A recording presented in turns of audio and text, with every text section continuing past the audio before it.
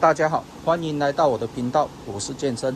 今天是2026年7月8號星期三，有一個球友拿了一顆電池給我，他說這是他的員工在使用的時候聽到嘣一聲，然後變成這樣子。這個初步一看應該是摔到的啦，如果嘣一聲的話，應該會有一個燒焦的味道，它裡面沒有。基本上我們就是先拆開檢查看看有沒有將板子撞壞掉，然後找一些二手的殼給它換過去。那我之前有去收到一堆米沃奇的電池，還有副廠的，都已經有測試過是壞掉的。這一些殼大部分都是副廠的，這一顆是原廠的。那反正我們有殼就直接把它換過去。首先把它拆掉，檢查看看板子有沒有問題。這種原廠的電池螺絲大部分都是新型踢死的，直接把它拆掉。殼應該都已經變形了啦，初步看一下沒有壞掉了。既然拆起來了，我們就稍微把它做一下清潔。那我們直接換一個副廠的殼給它。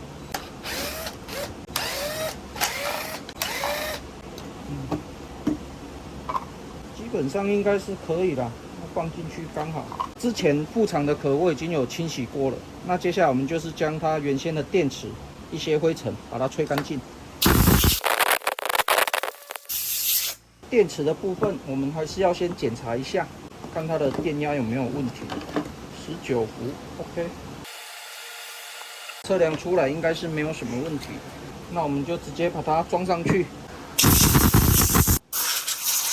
副廠的殼，它旁邊多了幾根這個，它的上蓋這邊是裝不進去的。那我這邊可能要修改一下，可能要把這些都剪掉。那我先把這些剪掉好了，旁邊這些小黑柱剪掉以後，應該就可以放得進去了。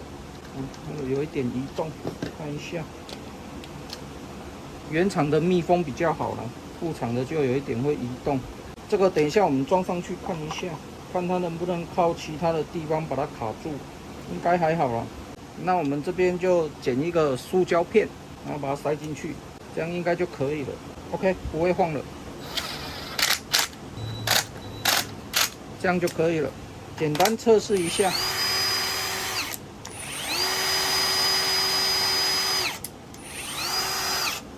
好，電池這邊按不到，又一個麻煩了。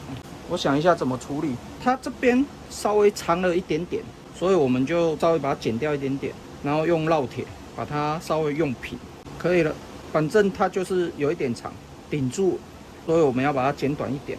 那其他的部分目前看起來應該都是 OK 的了。那你如果有原廠的殼，可以直接進行兌換，或者是去買一個原廠的外殼回來做更換就可以了。那因為它是說只要能用就好，所以副廠的沒關係。那因為副廠的價格比較便宜嘛，所以我就直接給他換一個副廠的，因為我這邊剛好有嘛，就不用去買。那因為我們的電池有摔過，所以還是要稍微測一下它的高功率輸出有沒有什麼問題。那就是拿我們之前做的這一台功率檢測儀來測試。那我們直接用這種暴力風扇來測試。那測試之前，我們先讓它充電。我去找了之前買的這一個電池轉接盒。那它是木田的工具，轉德偉或者是米沃奇的電池都可以，直接裝上去這樣子。這是德偉的，然後這是米沃奇的。這一款是2個電池通用的，只要有這一個轉接器就可以了。那接下來就是等它充飽電，那已經可以正常的充飽電了。那我換這一台，它的功率比較大，然後我們直接把電池裝上去，直接裝上去。開關。那目前電壓量起來有20.59伏，所以正常。但是它這一顆電量只剩下85%了。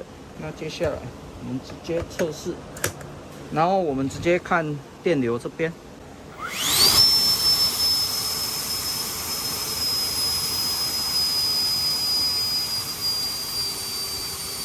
電池已經快不行了啦，大概30A 左右。因為這一台最高的功率可以到45A 左右，那也沒關係啦，反正現在測起來它的電池是正常的，這樣就可以了。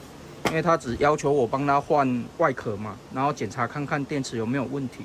那我這邊做個簡單的對比，我一樣用德偉的電池。那我們看一下瞬間的功率。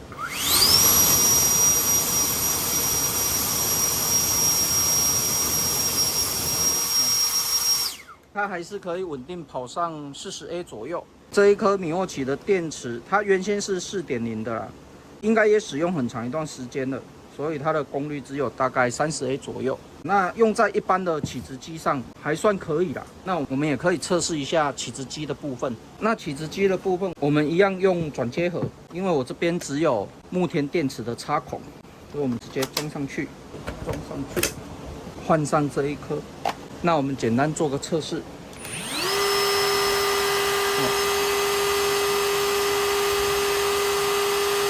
一般的起子機啟動功率大概在2安培左右而已，所以瞬間功耗需求不會那麼大。這一顆如果應用在一般的起子機，還算可以使用啦，應該還可以使用很長一段時間。那我這一篇米沃奇原廠電池更換副廠電池外殼簡易測試分享影片就分享到這邊為止。那如果你喜歡我的影片的話，敬請訂閱和分享，謝謝。